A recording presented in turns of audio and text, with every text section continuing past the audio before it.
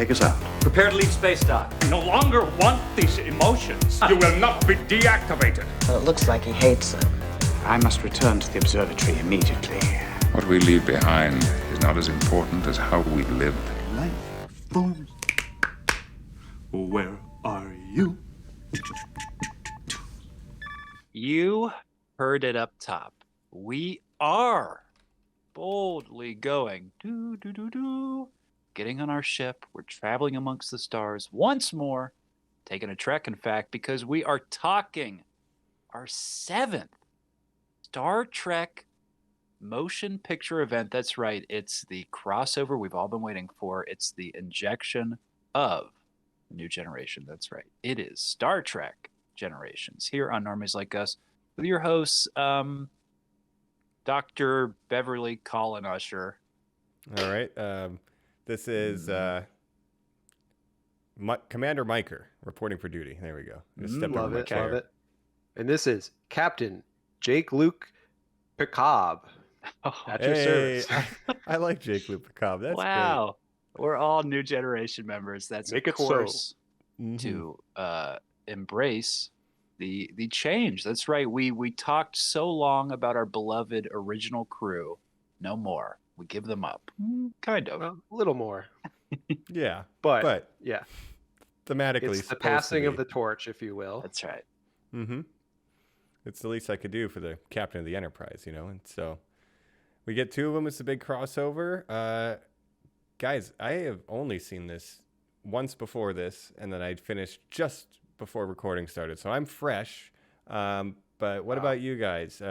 Colin, what's your history with Generations? I can't remember. It's been a while since we've done a Star Trek episode. Happy That's Star true. Trek to you all. Of course, if you're listening, you know we cover these movies at the end of the month. We took the holidays off. It's been a little bit there, and we're back. We did Galaxy Quest, then we did the Star Wars Holiday Special, and now we're back on track. We were still Back in on the track. stars. You're right, Jacob. Yeah. I can't remember if I brought this up talking our last episode when we were talking Final Frontier, but we're entering my kind of undiscovered country, which is these Next Generation movies. I've, like you, Mike, maybe only kind of seen once before all the way through, and this one in particular was very unfamiliar with, so it had a very interesting viewing this time. But how about you, Jacob? Yeah, well, I ran through all these like a year ago when we started doing this because I just couldn't wait to watch one per month, but I'm rewatching them as we go. So I've seen this movie now twice, probably in the last 12 months, including just last night. So I'm fresh and I'm ready to talk Generations. But we were, of a certain age. None of us saw this in theaters, worth noting. And Listen, when this was out or airing or whatever, were you watching Trek on TV? I certainly was not. Well, this movie came out in 1994, so I was 4 years old. So I don't really remember. But Look, I was 5. Yeah. I was 6, so, you know. So no, I never really saw this movie until I was a teenager. I saw it once, I think, and then didn't think about it for a long time, and then rewatched it a year ago. So Nice. Yeah, I got into Star Trek later in life. I think it's more of adult themes. It could be boring. My uncle would always have VHS tapes on of Next Generation. Like that's the first Trek I was really exposed to, besides maybe pop culture osmosis of Beam Me Up, Scotty and stuff. But I didn't really get into Star Trek until college. So it was really when I moved out to LA and started film school that I really got into Star Trek, and then I would go to Amoeba Music and just buy laser discs and DVDs of Star Trek stuff. Like I would get Wrath of Khan and just kind of watch these here and there. So I watched them in college for the first time, but it's been that long since I've revisited them. I think of any of these movies, First Contact is the one that I remember the most. For sure. First Contact, and then probably Insurrection. And really, this one and the last one, Nemesis, are really ones that I completely did not remember when I was rewatching them at all. Yeah. For some reason I remember this and Soren and the Nexus and all that, and we'll dive into it. But yeah, I had more memory of this than the one with Spock's brother, let's say. Well, sure. Sure. I've said in the past, my father, a diehard OG Trek fan. He loved the original cast. He in particular loves this man named Bill Shatner. We'll certainly have no reason to talk about him this episode. I recall turning off a movie back in the day when you had to then switch the input out, which meant then going to the TV channel you had left it on, right? And it was the Sci-Fi channel. And him kind of, standing by the TV and excitedly turning to my brother and I going, "This is the Star Trek movie that crosses over. This is the one that has both the captains." And we were like, "Oh." And a young man in my teens, it had probably been out for like 10 years at that point, but sitting on the couch and absorbing my father's excitement of this, and then looking at what was clearly a California desert of two old men running around in the dirt really did not inspire like excitement for this franchise. And that taste has kind of stayed in my mouth. So let me ask you this, I'm excited Colin. to talk about it. Yeah. What was your dad's opinion of The Next Generation when it came out? Or did he have any thoughts about that? I think it was one of those things where truly he is from that generation where he thought TV was a waste of time. And it was something for children. And he kind of had a point because it was before peak TV and sort of the relaunch of like miniseries and prestige TV and all this stuff. But like for a long time, Jacob, if he caught you watching TV, he would say, "Don't you have homework to do?" So like my older brother would watch Next Generation kind of in secret and then got into it in college. But again, I just had no taste for it. And I don't think he would have ever even thought to bond with my dad to be like, "Hey, I watch like this bald-headed guy, thoughtfully think of things and like solve problems with words," because my dad would have just been like, "Well, does he take his shirt off and have sex with anybody?" Right. Very different captains as we'll see in their interactions here for sure. Yes. Yeah. Well, for me growing up, my grandfather was really into Star Trek and The Next Generation in particular. And whenever I visited my grandparents' house, and my grandfather passed on just a year ago at the age of 99 and a half, almost made it to 100. But Jesus Christ. He loved The Next Generation. He would always have, it was on syndication and reruns all the time. He would just kind of, take naps in the living room while watching that. And I would, I just hang out watching this, not really understanding it because I was still a young, a child, but and I thought it was kind of boring at the time, which some episodes of The Next Generation can be a little boring. But I'll always remember that, hanging out with my grandfather watching that. Incredible. Right. Well, as we learn here, what you leave behind is less important than how you lived. And it seems like, he left an impression, and now you're a big Star Trek head, maybe the biggest Star Trek head on the podcast, which I would used to claim. But I think you've surpassed me at this point. And that's why you're the captain and I'm number one. I'm a more recent convert, but I've definitely gone full in on the Trekkie. Yeah, you're more dedicated of an acolyte, let's say. But yeah, I say then let's dive right in and figure out where this thing lands on the timeline. Remember, we're going to have the Wrath of Cobb. We're going to have a quiz at the end of this as well, as we always do. So stay tuned for that. And otherwise, Captain, please make it so. Number one. We're back. We're here on Normies Like Us, the Next Generation. Because, of course, this is our relaunch podcast where we're taking over the original Normies Like Us. Right, guys? That's right. We're taking a more intellectual approach this time. But yeah, I can start by just kind of talking about the development of this movie and kind of behind the scenes, who wrote this thing, who directed it. It's some, Star Trek veterans. So this was directed by, of course I say that, David Carson, right? With a screenplay by Ronald D. Moore and Brannon Braga. Now, Ronald D. Moore, Brannon Braga, if those names sound familiar, I might have talked about them before on this show.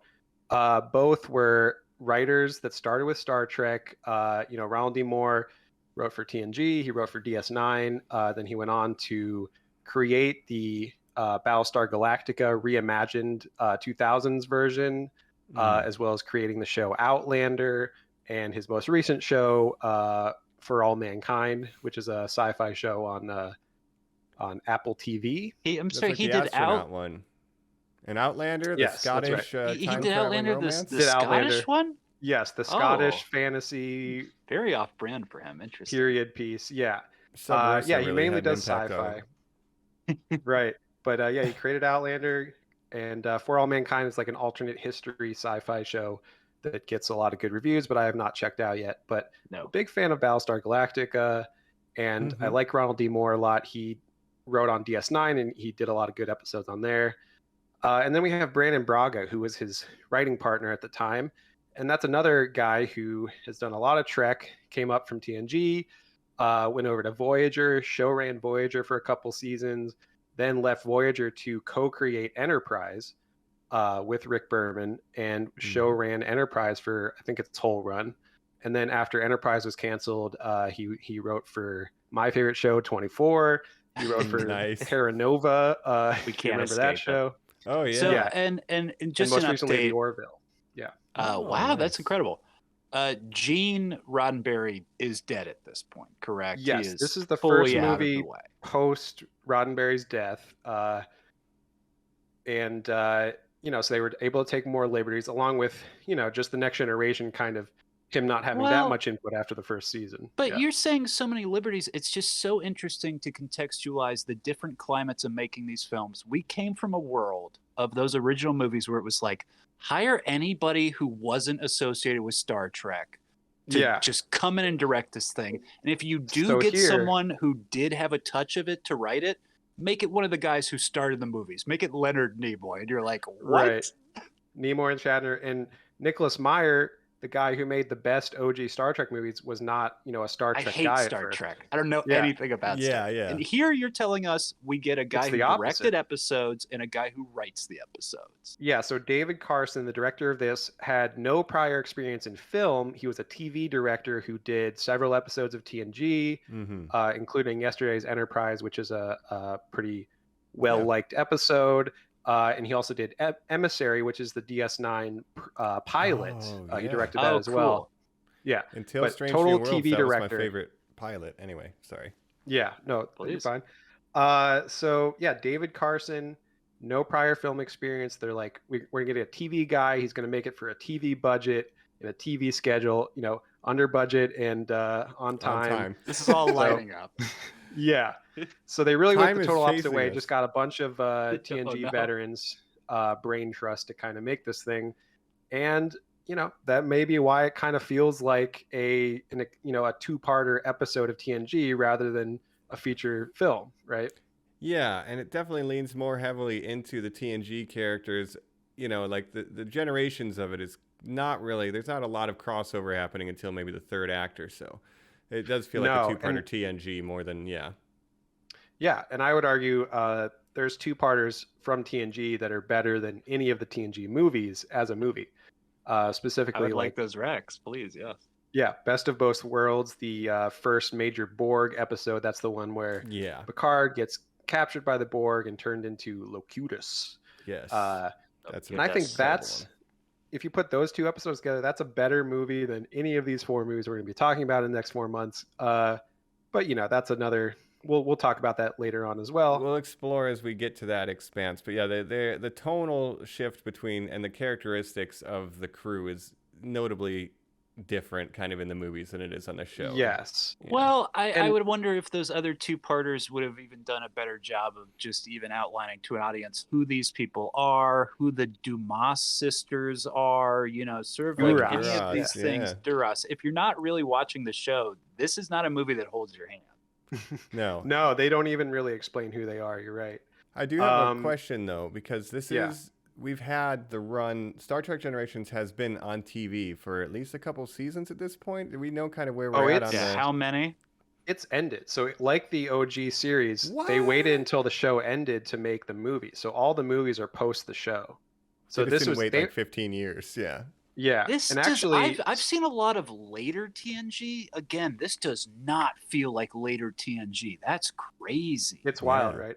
And so All Good Things, the finale, series finale of Next Generation, was also written by Ronald D. Moore and Brandon Braga. And they were actually writing this at the same time as they were writing All Good Things. And they would even get confused, like, trying to write both at the same time. And they've later admitted, like, oh, All Good Things is like way better than Generations. Right. It's a great, it's a great series finale. That's harsh. But a lot of the direction that these movies go into, and how Picard is portrayed as a character, was actually due to Patrick Stewart. So the whole action man Picard thing was stuff that Patrick Stewart wanted to do. Like, he wanted to be more of a traditional leading man in these movies. He wanted like a love interest. Like, he wanted to ride around in a dune buggy. What if I kissed a girl? Right. Oh, well, yeah, Patrick.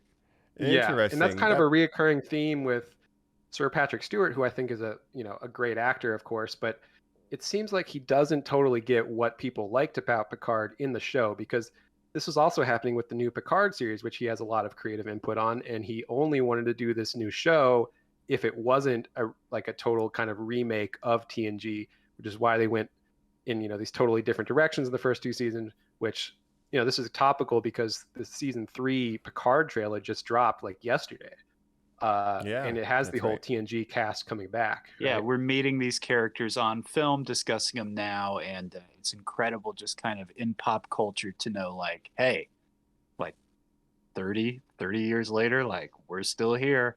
Oh, Yeah. That tracks with the original series movies, I guess, and ending up here, it's like, it's up 30 years later, here's Shatner. Up 30 years later, here's and Mike, Jean-Luc. it tracks in Star Trek lore to have a lead actor making demands in your film that are making those films worse. Yes, that's correct. It's on brand in that way. And people don't realize this about Patrick Stewart, like, because he's so good in the show. But for these movies, he's like, yeah, I don't want to be, the diplomat negotiating. Like, I want to do action stuff. I want to be an action star. It's like, wow, very strange decisions. Interesting. Okay. I was going to blame the writing, but it's the talent. Anyway. You can blame the writing too. And Ronald D. Moore and Brandon Braga, they're writers that I like, and they've done a lot of good Star Trek, but this is not their best work, very obviously, right? I can't even imagine. No. But we got it. Yeah. We're in the So Generations, that's what we have. right? We have Generations. And of course, this starts out with the Enterprise 1701B, the christening of the new Enterprise 78 years before the Next Generation. And we get, of course, our guy, Captain Kirk, coming back, the retired now Captain Kirk, to kind of christen this new Enterprise and pass it off to our new captain, Captain Cameron. I apologize. Right. You're saying Captain Cameron. You're saying all this stuff as if, yes, that is what happens, and we do need to talk about it. I would like to say the first shot of this film is a sort of 2001 sort of homage, this sort of like space-filled sky, and we're seeing this sort of like orbiting object. But what you quickly realize is it's this like, shotgun of champagne that's going to crack against this spaceship or whatever for this christening, right? Yeah, but the bottle flying through space. As viewers, you see this CG created object, right? It's flying at your screen.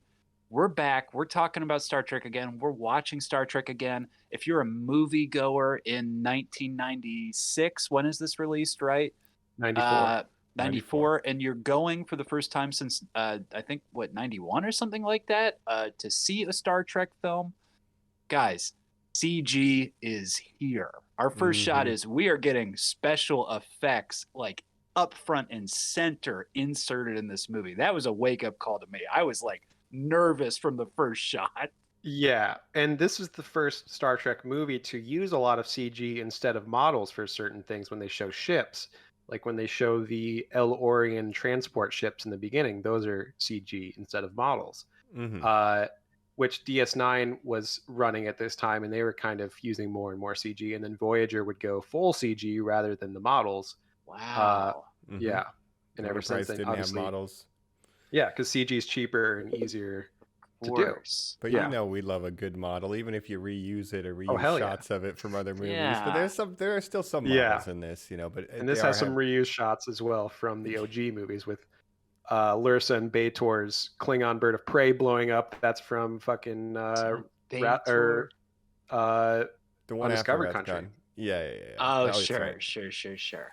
But that's a Star Trek staple too, to reuse footage. But on the note of Generations, like you said, we're getting the christening of a new ship, and I love theme and looking for it where it doesn't exist. And so right off the bat, we have the next generation of the Enterprise, and then we have Kirk handing off command to the next generation. He even meets Sulu's daughter, right? So the That's theme right. of a What? generational, What? movement is there. So I like that they're at least nailing the theme on the opening shots and the opening scene. Yeah, so we have the Hikaru would be so goddamn proud, Proud of of you. you. He would. when did hope Sulu so. have Uncle time for Scotty. family? Yeah. But then also, Yeah. we don't get Sulu in this. We get his daughter because he's like, I don't want to hang out with no, no. Shatner. I'm Yeah, staying not a home. Well, I have chance. some- Will I walk I have out some there? background info about that. Okay, cool. That'd be a fun fact thing. Interesting. Yeah, but yeah. of course we have the young upstart captain played by Alan Ruck, who you might know as Cameron from Ferris Bueller, or Mhm. more recently Connor Roy in Succession. Yes. My favorite show. And he's kind of playing the young captain who's kind of in over his head, where Kirk comes on board as like the old retired guy to just make an appearance, and then they end up in an emergency situation. This guy can't handle it, so he's like, Kirk, why don't you take over? And Kirk's like, Which we've just never waiting for seen it to that hear that. before. Yeah, true.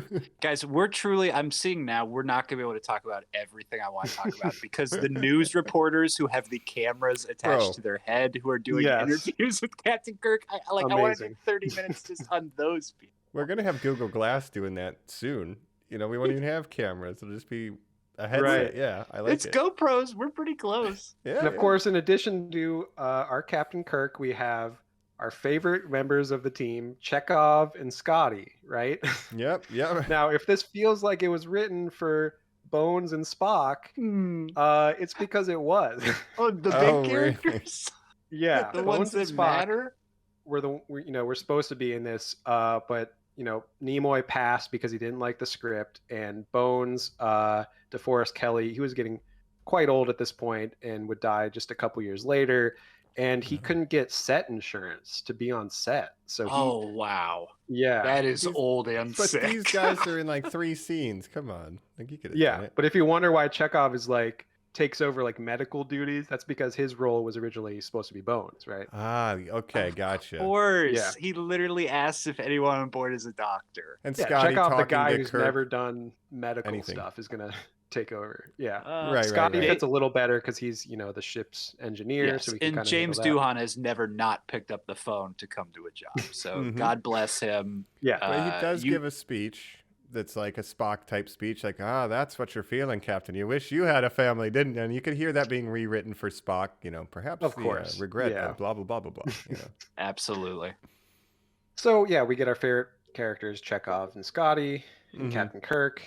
Kirk has to be the hero, of course, and some stuff happens, right? And he gets, they think, blown out into space and dies, right? But as we find out, he's maybe in the Nexus. Yeah, there's an anomaly that they're trying to save people from. It's like obviously a space anomaly.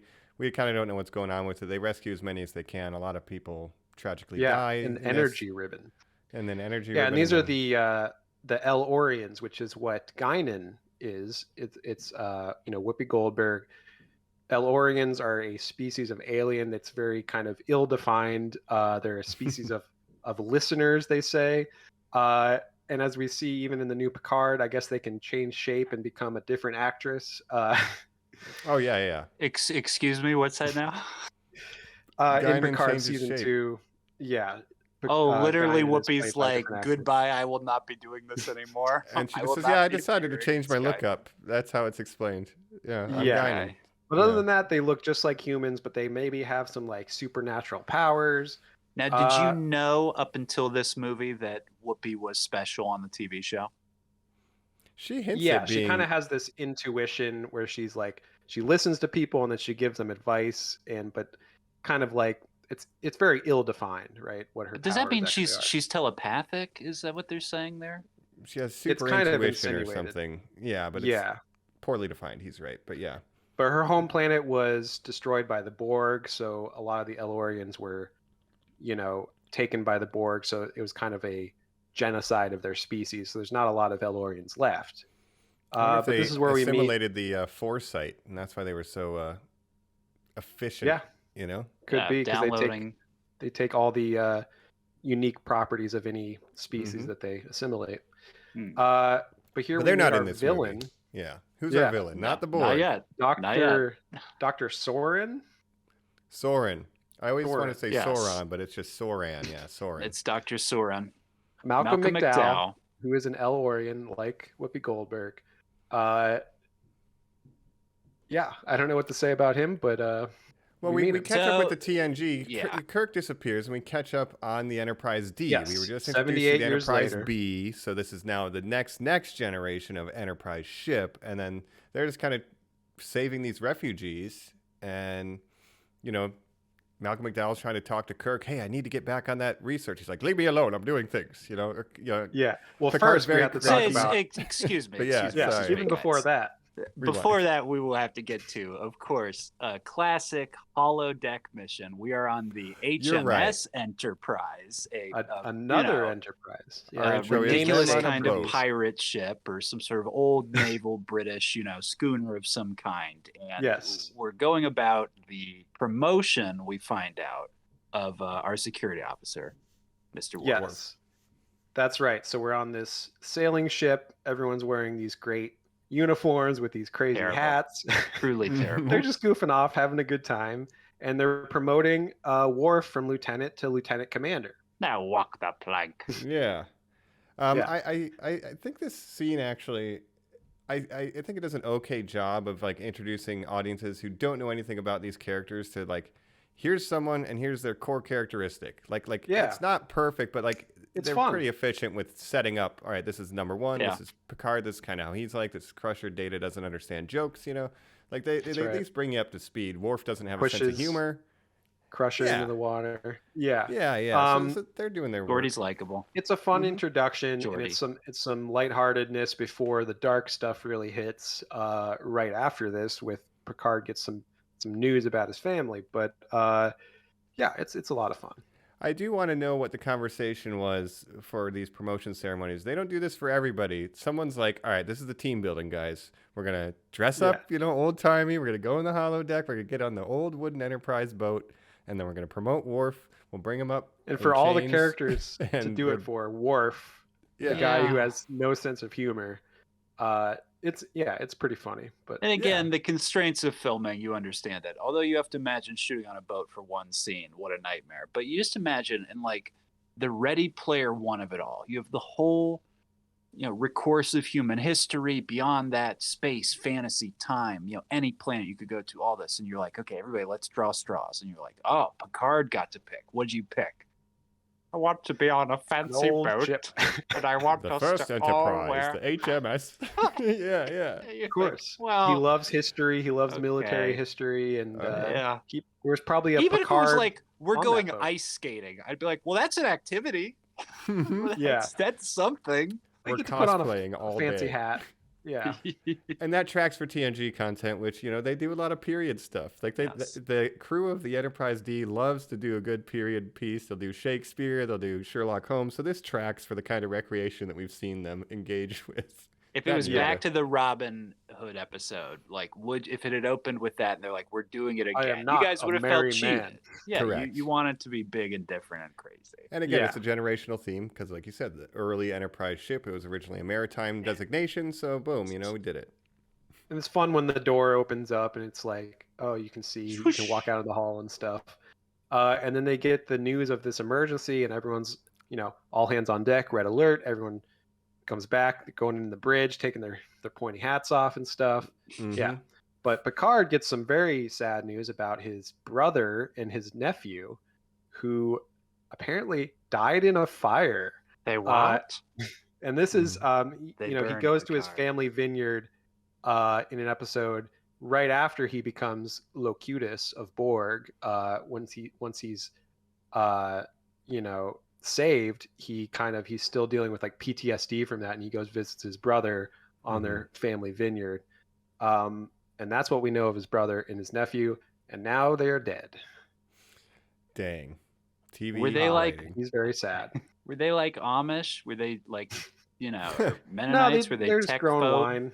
They Okay. just like to be, wine people. We just love grapes, and we don't really care about technology that much. We're going to make wine.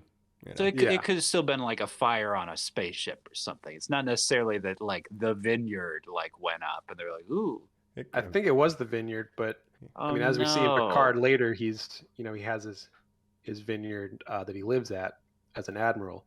Yeah, his brother fell asleep with a cigar. The fireplace was burning, and one thing the whole place went up. So he's lost, and again, that causes him to contemplate, like, what legacy have I left? Right? He has no generation, no family, after him, no children, no kids. Just like, yep. Yeah. Just like the Picard line will die with him. We've seen this again a lot in Star Trek movies, and the hero we lost in the first act of this film, who again we've seen lose his son, David Marcus, who looks at that empty chair, or after talking to Sulu's daughter, goes like, well, Jesus, what do I have? So we are putting these captains, again, sort of at this equal pedestal, right? And guys, like, even now, I'm like, watching this, I'm like, we're back. This is the Trek that I love. This is going to be great. But we're about to kind of fall in the same trappings, which is that, like, we're not really going to spend a lot of time with our crew here in a bit. Like, they're about to sort of start on this mission, but, like, what do they do on this mission? Yeah, there's definitely some good stuff in there, but yeah, this plot it's very confusing and kind of hard to follow, like, what's going on. Like, Malcolm McDowell has this whole plan. He wants to go back to the Nexus using this energy ribbon, and you're not really sure what his motives are. Great pleasure. Oh, okay. Yeah, you can't just fly like into dick it. Sucked nonstop. Yes, you cannot fly. It's like living in a dream. Into it. Yeah. So let's explain planets. what the Nexus is. Yeah. Yes, that's a great idea. That move this space ribbon around so that he'll be able to get sucked in the orbital. But if you go into it, you quote unquote could go to the nexus of all realities, which is this sort of wish fulfillment paradise where time stops and you feel just great pleasure all the time. Is sort of how Guinan explains it, right? Yeah, and you can go to any time in your life, or you can have a fake family, as Picard has later, and just whatever you want, you can live it. Live in a Charles Dickens novel. Yeah. It manifests kind of your greatest desire, or whatever, and you get to just live in that forever, Yes. So I guess Soren, whose family died, they say, in the Borg attack on the Elorian homeworld, he wants more than anything just to go back to the Nexus and be with his family that died, basically. At any cost. So that's his motive. He's going to kill thousands of people or whatever to do this. He doesn't give a shit.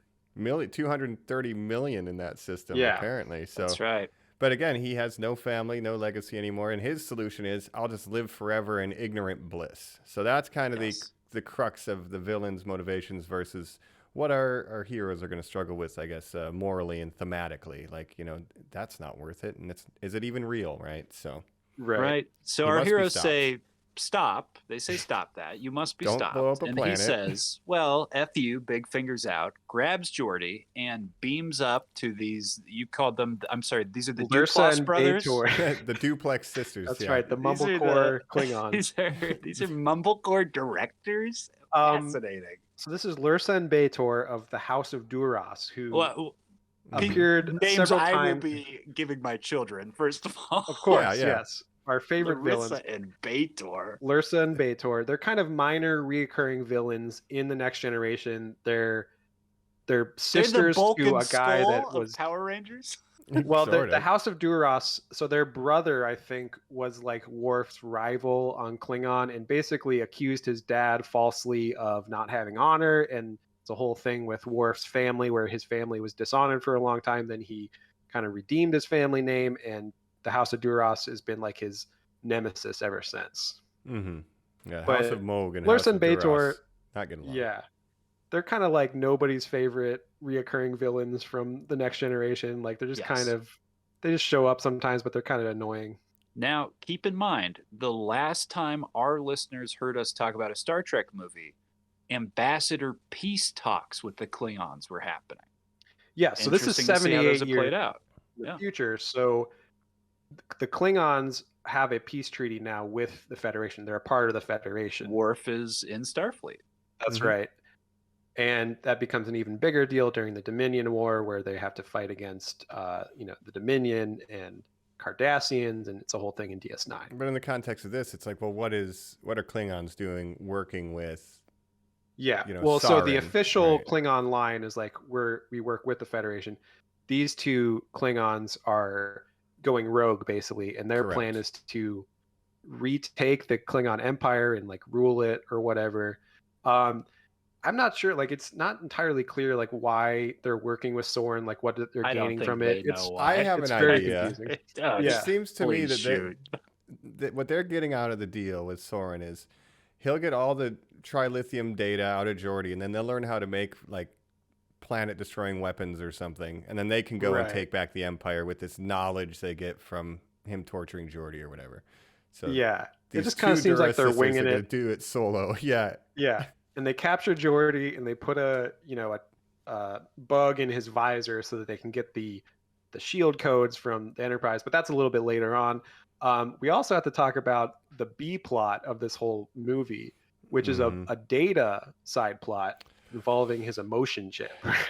Yes. Everyone's favorite part of this movie, the Data. Data has emotions, so he has the emotion chip, which was touched on in the show again.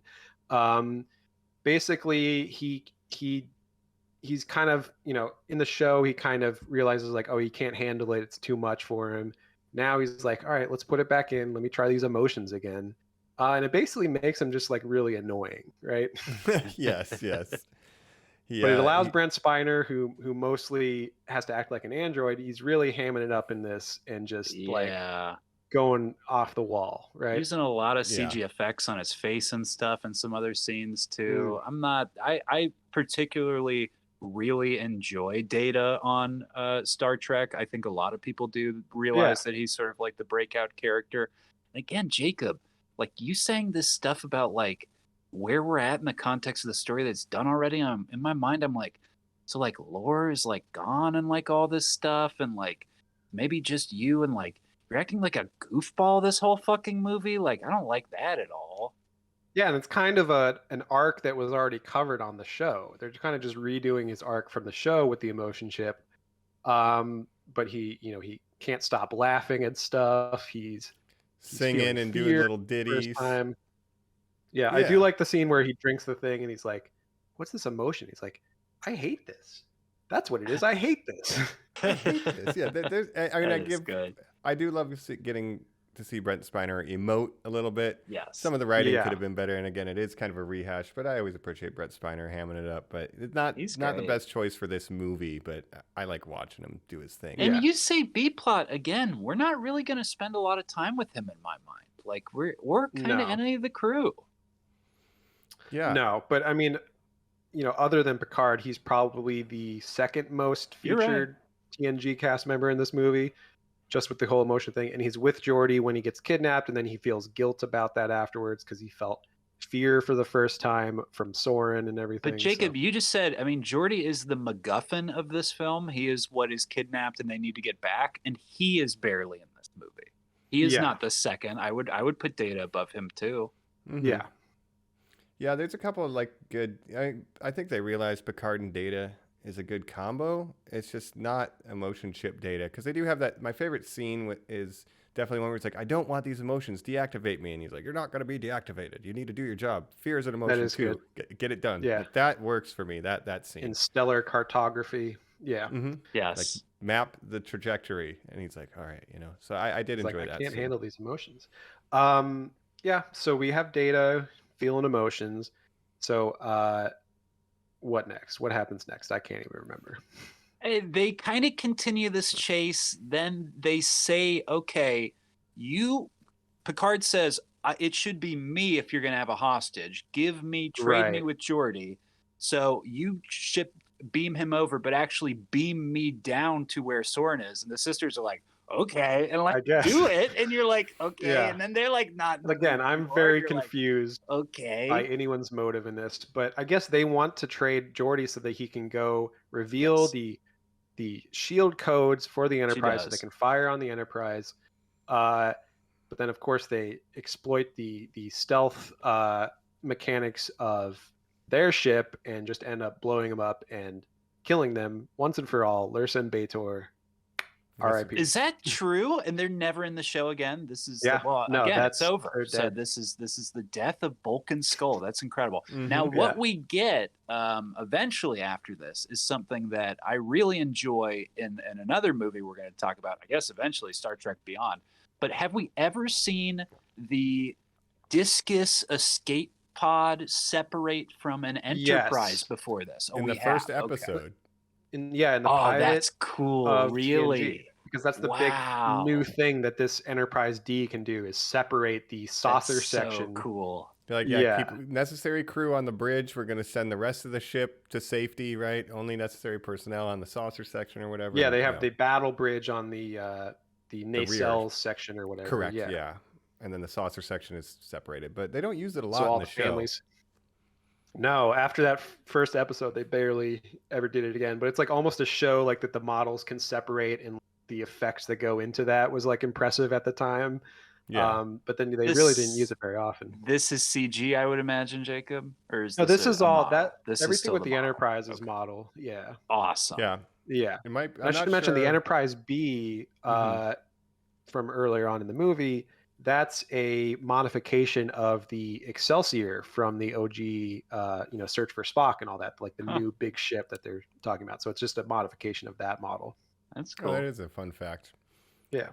But yeah, it feels like just a kind of long, boring chase without any I don't know. That's just separates, they crash and they die.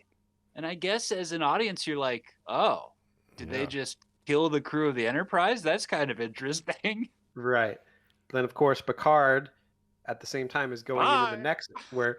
Well, we should mention, so he beams down this planet, which is just a rocky desert with a bunch of metal scaffolding. Yeah.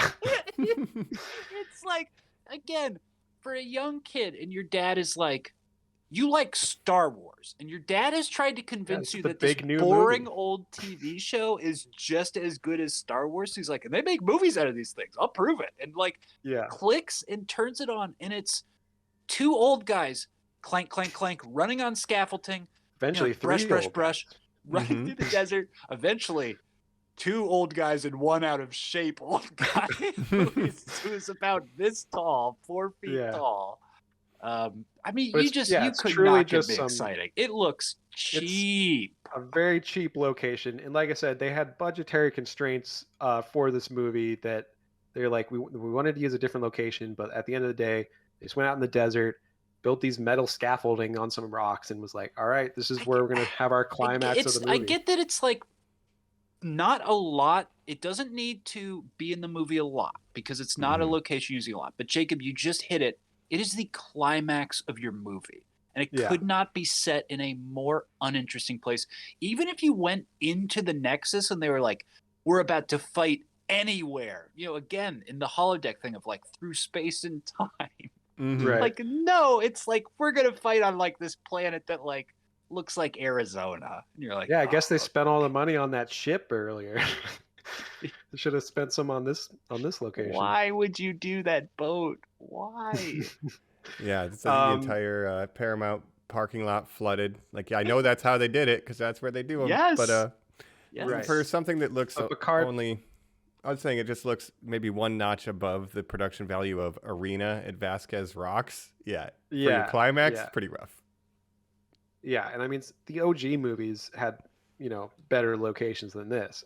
So of course Picard is trying to stop Soren from shooting a rocket into this energy ribbon so he can be sent back into the Nexus or whatever. But he fails, so he blows it. And he gets sucked into this thing as he's looking up and going like, shit, is that everybody I know just dying right now? Whoops, here I go. Yeah. So it cuts to, like you said, this Dickensian Christmas. Papa, and God bless us, everyone. Oh, this is a Christmas movie. Yeah. Here's what I wanted to ask you guys.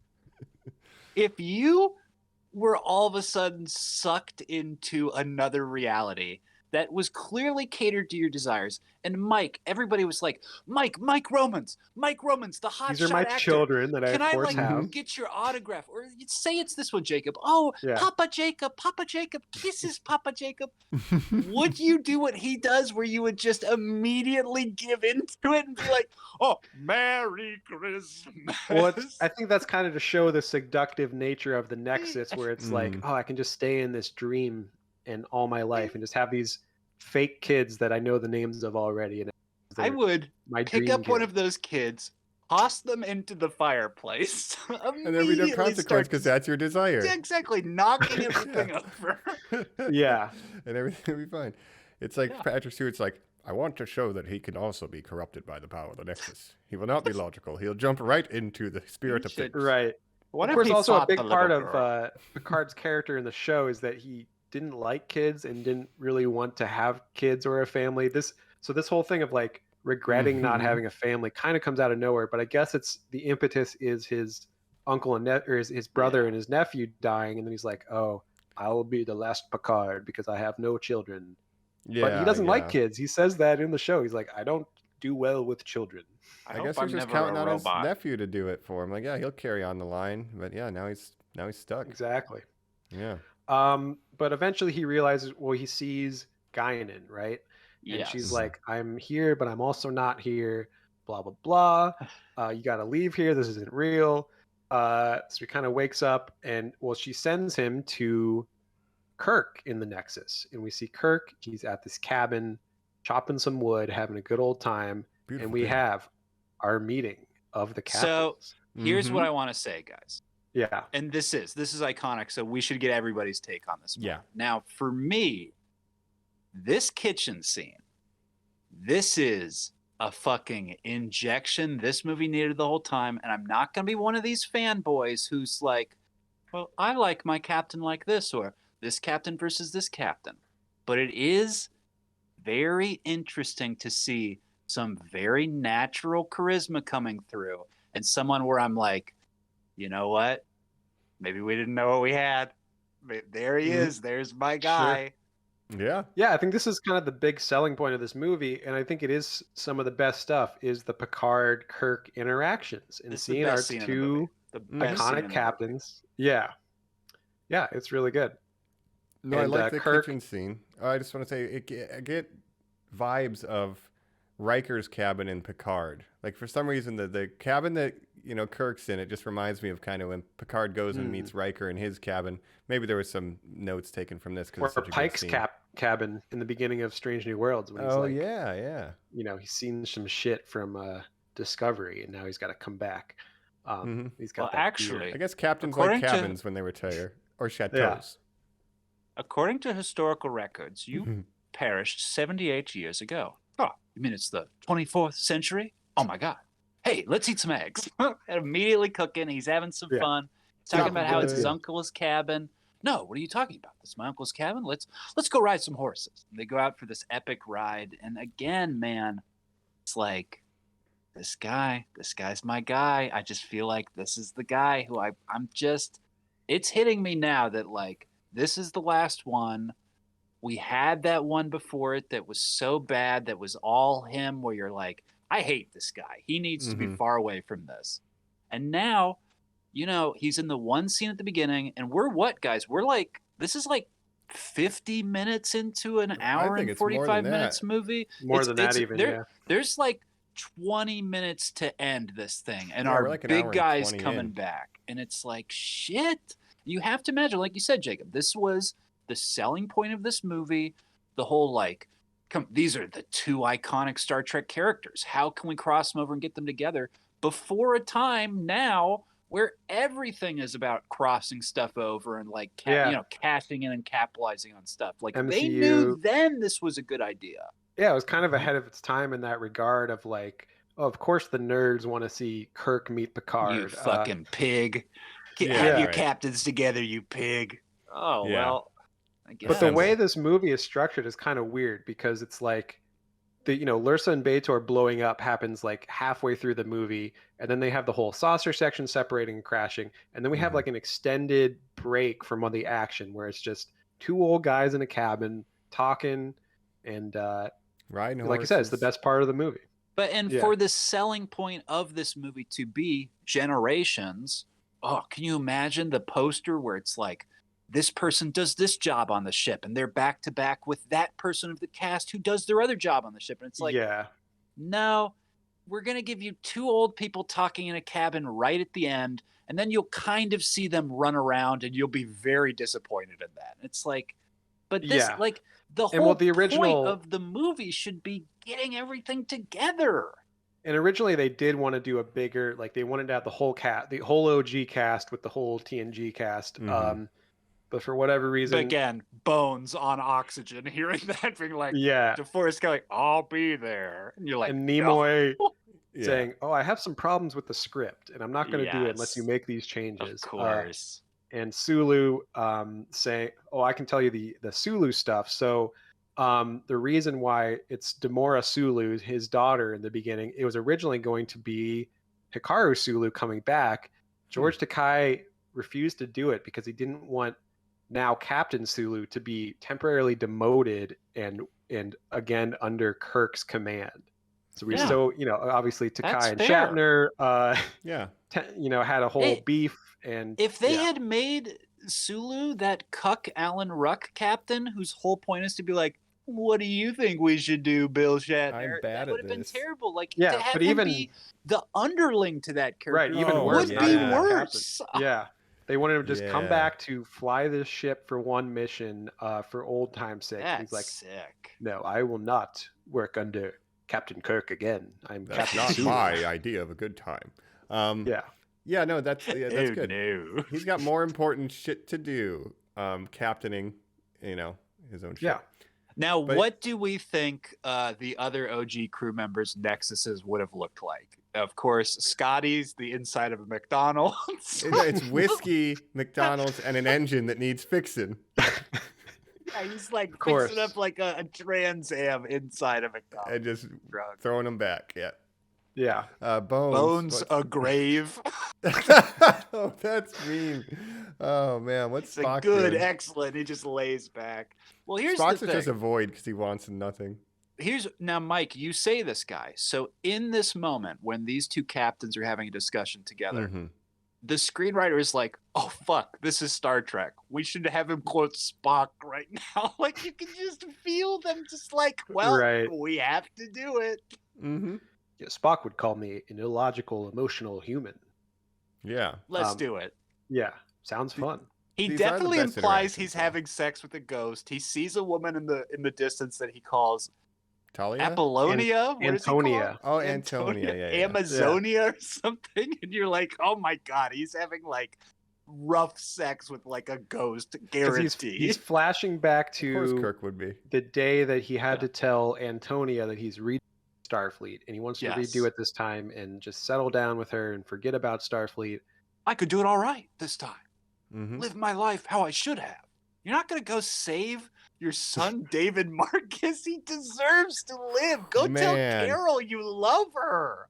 They needed Yeah. a line about, like, when they're on the bridge or something, like, ever since, but they never bring up Marcus No. ever again, No. So No, and David again, I is think they lost wanted to time.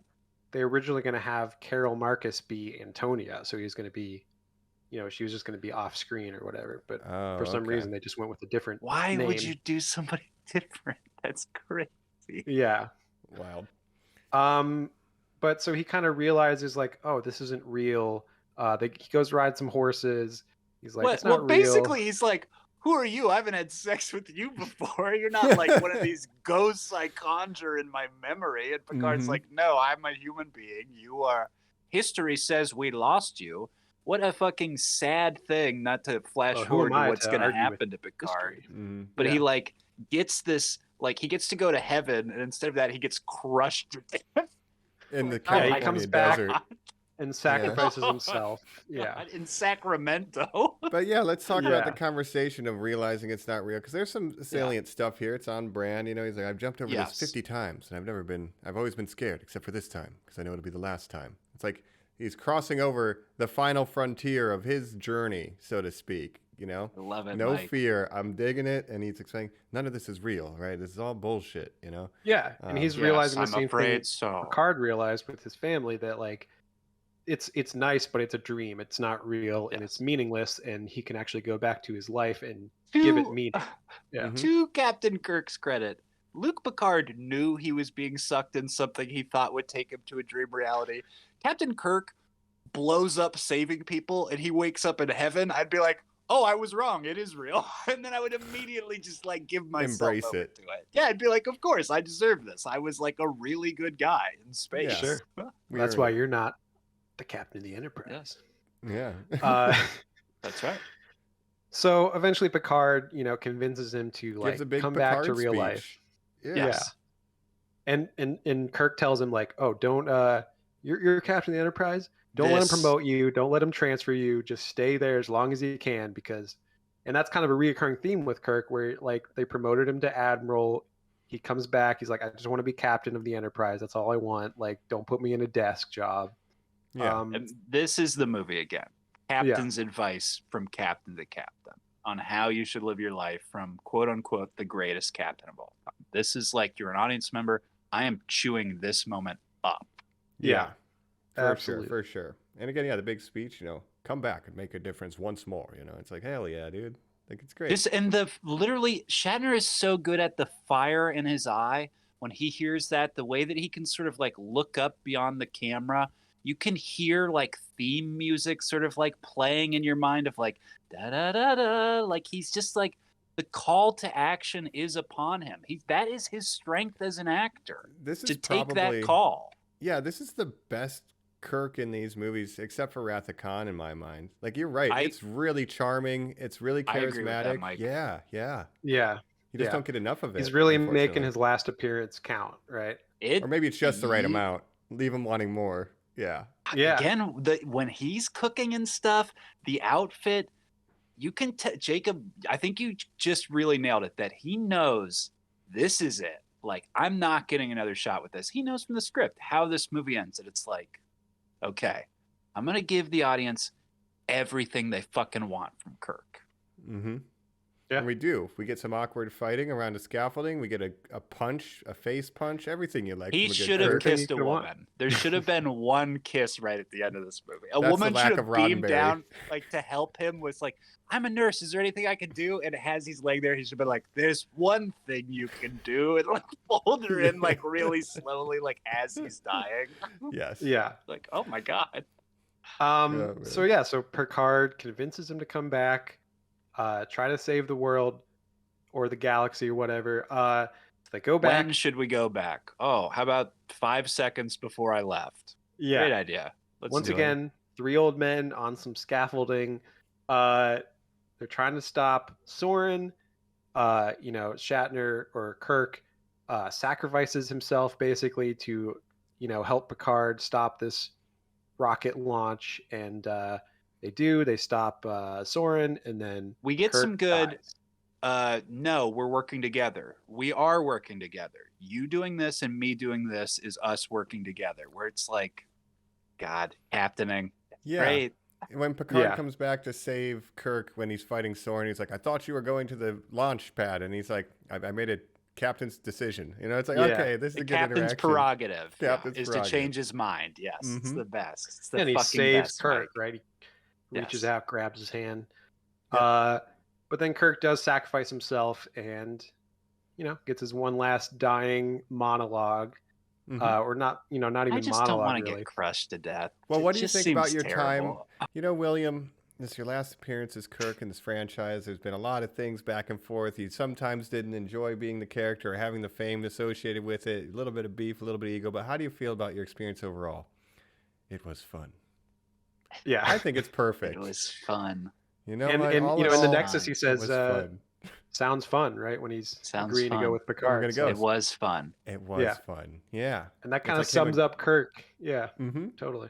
Sounds fun. It was fun. It sums up Shatner too. Yeah, I'll sign up for the show. Sounds fun. Despite all the bullshit at the end of it, it was fun. Thanks for the ride. And he kind of came back around with the fans. Yeah, I think that's pretty good. If you were like shotgunned forward 80 years and you only walked outside for like 10 minutes and then you were killed, wouldn't you feel a little bitter about it? Everyone thought you were dead for 80 years. Yeah, I kind of want to at least talk to someone and be like, hey, I'm Captain Kirk. Can you believe it? Yeah, right?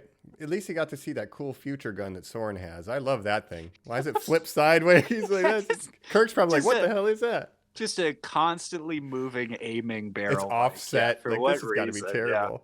It's a smart gun, like in Cyberpunk. It's automated, It's you know what it is? What was the N64 game that wasn't GoldenEye, Mike? Oh, the one that was... Dark. It's Perfect Dark. Mike, you motherfucker. It is a goddamn Perfect Dark gun for sure. Absolutely. I want to 3D print it. That thing's cool. It is pretty cool. And then I'll blow up a star and go to the dream world and never leave. No, I'm just kidding. That's a bad idea. And the That's thing your is, nexus. you know, Spock and Bones and Scotty are all still alive in this timeline because they've all appeared in TNG at one point as very old people, because people live longer in the future because it's a utopia, so they're all like 150. people who were frozen. Like we get some more goofy stuff, but it's interesting that Shatner was like, if we're gonna do it, let's make the whole movie about it, and then I'll just be done. I'm never. But I guess he could have been like a hologram or something. But it's interesting, Jacob, you're right, that he never did TNG. Oh, yeah, we're going to pull the hologram of Kirk to advise me on this mission, right? Like Leah Brahms, right? Yeah. No, I think it's the perfect amount Hey of Kirk there, in this how are movie. you?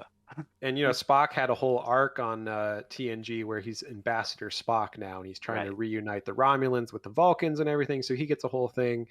Scotty appears in an episode where turns out he was trapped in a transporter for like a lot of years. That one makes me the most nervous. Yeah, Bones shows up with some crazy old man makeup. Kirk is in heaven than just that Scotty is like put in like the trash bin of your computer and somebody's like, oh wait, this is important, let me actually re-put that on the desktop. Yeah Restore files. Yeah, what are you doing? What year is it? Where have I been? Yeah, actually, now that I think of it, the only OG cast member that's not mentioned or appears in this movie is Uhura. Because they mention everyone else. Chekhov and Scotty are obviously in the beginning. They mention Spock, they mention Bones, they mention Sulu. No Uhura. No Walter Yoda. Koenig, did Chekhov ever show up on TNG? Did Nichelle Nichols ever show up on TNG? No. I know. To my knowledge, just those three, Spock, Bones, and Scotty, showed up. I would have loved more like, well, Chekhov was actually, what happened to him? He was fucking fused with a computer. Terrible accident. But he's like immortal now, and he lives in the basement of the ship, and they like have to go see him. He guides the vessels and the warheads. He's the guidance system now. The nuclear vessels. I'm actually attached to the launching bay. Oh, great, cool. So of course we have Picard and Kirk save the day. Mm-hmm. The saucer Time section has is reset. saved. Yes. Good crash landing. Crashes again. Oh no, Riker, I always wanted to take over this ship. Well, I doubt this will be the last ship called Enterprise. Do. And then we find Spot. Yeah, we find Spot. Spot, I'm so happy to see you. Yeah. What is this Yet emotion? I'm crying. I was scared. Is the chip malfunctioning? I think it's working just No. fine. Hey, you know I what? think it's just fine. Troy does get to take the helm in this for like These are my 3 three seconds. lines in the movie. Oh, Yeah. okay. Yeah. Bye, Deanna. Yep. Troy gets to do some stuff. Riker gets to do some stuff. Dr. Crusher is like really sidelined in this. Geordi, again, very sidelined, even though he's kind of a pivotal plot thing with him getting kidnapped. He's the MacGuffin, though. Yeah, you're right. He's just chilling. He gets one scene with Soren. Well, did you ever want to be normal? It's like, what's normal? It's like, okay, we've done this on TNG too. Like, our Geordi's eyes, they're artificial but better. Like, why am I not a human in the measure of a man kind of thing? And this is interesting too, because this is the last appearance of his visor, because they bugged his visor or whatever, he gets the prosthetic eyes and has them in the next 3 movies. So as you'll see, he's got the robot eyes now. Interesting. Yeah, that's right. That does happen. I want to mention, you mentioned Crusher not doing a lot, but they did decide to hold on a slow motion shot of her falling off the boat. It's clearly not her. Yes. Like, why do you play her that stunt in slow double. motion? Right. Yeah, anyway, weird choice, but moving forward. Yeah, Leaving Data this movie doesn't understand pranks, pushes her into the water. Yeah. That wasn't funny. I laughed. Again, the physics of the holodeck, Kind of I don't funny. understand any of it. No. So leaving this movie, we're all Star Trek fans. You're just thinking, not knowing that these other ones are coming. But do you have an idea of like, I guarantee they'll probably make another Star Trek movie. It'll probably just be with this new cast. Mhm. Like, what are you guys thinking, just direction wise? Because now you're kind of like, we closed the book on the other people. Can we just have a TNG adventure? Is that what you would want out of your real quote unquote next Star Trek movie? Yeah, I think so. And, it's the real passing of the torch movie. And then with the next movie, they go back to, TNG's best villain, the Borg. They're like, let's do a Borg movie. So, yeah, Which get makes ready sense. for that Oh, next makes month. sense. Yeah. I did have a couple thoughts. Like we were mentioning, oh, it'd be great to have a scene where, LaForge and Scotty are fixing an engine or something, that kind of thing. And then I realized that the whole concept of this, the Nexus and a fake world that's not reality, right? I was like, a perfect TNG cast member who could have been on the B plot helping figure out what's the nature of the Nexus, how do we access it, would have been Reginald Barclay, who went through a whole arc about wanting to live in a fake world. And like, he that would be really cool because I love the actor and I love his character. He would fit in perfectly with the Nexus storyline of like, oh, I see, it's like grants your wishes. You got to watch out. I did that on the holodeck. Whoa, And he does show up later on Voyager. Yeah, he saves Voyager. Yeah. Now, he's a god. With my limited TNG knowledge, but just as a pseudo fan, Mike, I like your thinking. Here's where I was going this whole time. I kept thinking, wouldn't this kind of make sense as like a Q plot of a movie? It got me wondering, why did they never go that route, Jacob? Why not ever bring your your sort of Wrath of Khan character into the world of the film franchise? That's a good question. Where is Q during all this? Yeah. Where is Q? They don't bring him back until Picard. That's so weird. Yeah, it is. I wonder if it's the actor just not wanting to do it, or if they just truly. Because again, Ronald D. Moore, I don't know if he's the creator of Q or what, but I would assume as a member of that writing cast, he probably had a great affinity for the character. I mean, he's in Encounter at Farpoint. He's in the first episode. He's been a mainstay. In a lot of ways, he's interesting enough, Jean-Luc. Yeah, and he does show up in one episode of DS9 and then a couple episodes of Voyager where he meets Cisco in DS9. He's like, "You're not like Picard." And then he has Voyager and he meets Captain Janeway, and she's kind of more Picardish than Cisco, so he kind of has a little thing with her for a couple episodes. Yeah. Yeah, she doesn't like to put up with BS, and he's like, yes, a foil. Perfect. Right. Yeah. But yeah, the Q continuum, that's something they could have really explored more in these movies. Like he could have easily just solved the problem too. Like Q, that's the thing though, Q's so powerful, like it would feel cheap. You'd have to really be clever. Yeah, he could always solve the problem. It's just that he doesn't want to, or he doesn't have a reason to. Yeah, that's beneath the continuum. He just gets bored sometimes. Yeah. But I think there was some missed opportunities to tie in, and again, budget and time and availability. But for the generations, we would have loved to see other crew members interacting, but I do. It feels like Kirk. Yeah, this whole movie. I think the theme of this movie is missed opportunity and missed potential. I like that. There's so much they could have done with the OG cast and the new cast, and it just feels like they didn't have the budget for stuff. It just feels cheap, and it feels like a TV movie basically. So then instead, Ronald D. Moore was like, "I'll have the characters comment on that," and Kirk will be like, "My whole life was a missed opportunity." You're right. Interesting. They nailed it. Actually, they nailed the assignment. The whole thing's a missed opportunity. But it's and not both about Kirk the and legacy Picard are behind. Yeah. Right. Going through things like, oh, I could have led my life differently, blah blah blah. But why the fuck ultimately, didn't I marry that girl? Shit. I could have written the script differently. Yeah, for sure. Tim Russ Picard and Kirk are me going to bed every night. Yeah. Why did I do this? Why did I live this way? Yeah, and like I said, Tim Russ is here, Tuvok, and he's like, "That's right. Why did I just take a bit role? Maybe I should have gone for a main cast member." I know, because I noticed that guy right away. I was like, "Why am I a human?" Because that guy's usually a Vulcan, right? Yeah, that's Tuvok's human cousin.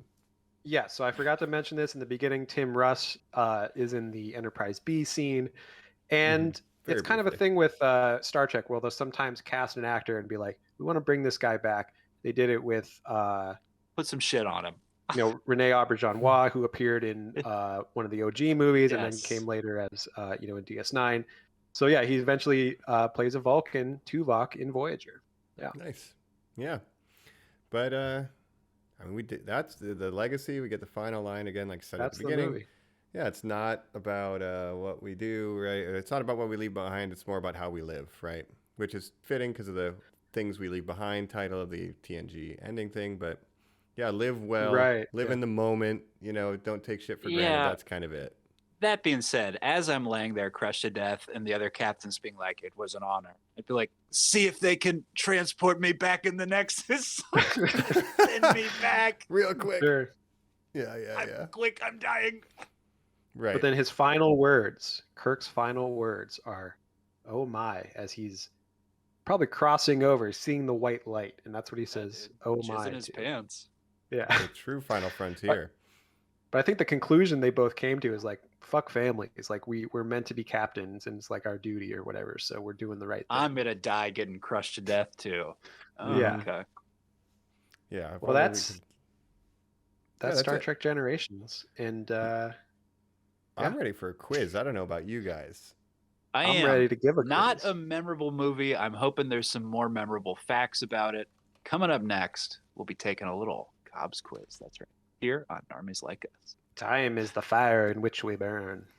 That's right, and it's time for our quiz. Got him. What a segue. Let's go. We're back. That's Hey, sorry. right. Nice. We are back. It's of course our recurring segment. That's right, where Jacob does The Wrath of Star Cobb. Trek based quiz, The Wrath of Cobb, or Cobb Scoring with Soren. Generations.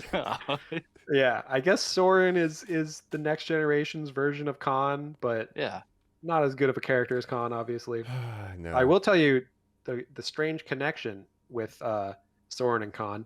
So Malcolm McDowell played Mr. Rourke in a reimagined Fantasy Island in 1998. Oh, of course. The original Mr. Rourke was Khan. Yeah. What a Ricardo connection you Montalban. just found. Ricardo yes. Montalban. So they both That's- played Jesus Mr. Rourke Christ. in Fantasy Keep that Island. in your pocket Yeah. for 6 degrees, people. That's a good one. That's a fact that didn't even make my quiz. Dang. Okay, and when the guy who played Leonard Nimoy's brother, tell us when he did a Fantasy Island show. Yeah, right. Lawrence But hey, Luckinbill. Yeah. let's quiz it up. I'm ready. I'm not optimistic at all, but I'm excited to play. I'm excited. I don't know what these All emotions right. I'm feeling are, but Mike, you were saying off pod, this was one of the movies where you did nothing, no research, no backstory. I Right. also, the Wikipedia browsing, very quick for this. Not Yeah. retained nothing. That's the way I like it because I use Wikipedia and I use IMDb trivia to make these quizzes. okay. So I'll watch Um, YouTube videos, and I'm sure they're pulling from those sources. So sometimes I'll get some stuff when I'm just casually watching reviews after I've watched the movie to kind of see what other people are saying. You know, I don't Right. form my own opinions. You know, I like people to tell me what the to less think, you guys so. know going in, the better for me. So we don't know Um, anything hardly right now. So it's going to be very Great. competitive. So if you remember how this works, it's true false question. Yeah, and so I guess just how do we say, like, hold up your say If you're we hold watching up the the fingers. YouTube, you'll see our fingers, but otherwise you'll kind of hear Mike and I do the trust system of, okay, now reveal, and we'll either say true or false. 1 finger for true, 2 fingers for false. Before the next That's one right. of these, I will 3D print little things that have a 1 and a 2, and we'll just pull it up. That would be you know? amazing. It'll be great. That would be Hold me great. to it, Yeah. listeners. Yeah. that'll Normies be Like Us branded. Much more True sophisticated. or false? Yeah. Number 1 and number 2. Anyway. Make All it right. so, number 2. Mhm. Well, let's jump into the Wrath of Cobb. Yes. This first question, I realized I already said it as a fun fact. Tamora Mhm. Sulu role was originally written for George Takei. That is true. So it's a But he didn't want test, to you take it. go, he didn't "Oh, want to be yes, reducing true, rank. one." That's right. All right. So, question number 1. Let's go. Question number 1. So, Star Trek: The Next Generation Star Trek Generations was the first film to have a website created to promote it. Oh my God. Damn. True or false? Jesus Christ. I think I'm ready. 1, I immediately feel sick. Yeah, yeah. 2, how dare you? 1994. Yes. I hate this. Yes. Ready? I'm locked in. We're ready. All right. Count it Lock down. them in. 3, 2, 1. Reveal. False. False. That was true. That is Whoa. true. It's God. the first Well, fuck Major this motion quiz and picture. fuck you. We're to have a starting good. website created to promote it. It was generations.viacom.com, and it was Oh my! designed It was to my look like homepage. Yeah. yeah. And the website was designed to look like like the layout of like the data pads and stuff that they have, Like Elcars? And Yeah, stuff, like Elcar, that exactly, UI? yeah. That's cool. That's cool. All right. So it's a very new thing in 94 to have 94. websites. Yeah. 94 first website Yeah, for this a is movie. before And the then, of course, Matrix. Yeah. truly they're going like, and Star Trek, this is for fucking nerds. Make them one of those nerd things on the nerd box. And you're like, Probably, Nerdnet. yeah. you fools, you don't know. but Nothing obviously on I top think it worked. Yeah. And the art form reached its pinnacle with the Space Jam website, How did we Exactly. do box office? Was this a hit? You know what? I should have looked into that more. I want to say it was curious at how least a this movie modest did. hit because obviously they did make 3 more Yeah. TNG movies. Right.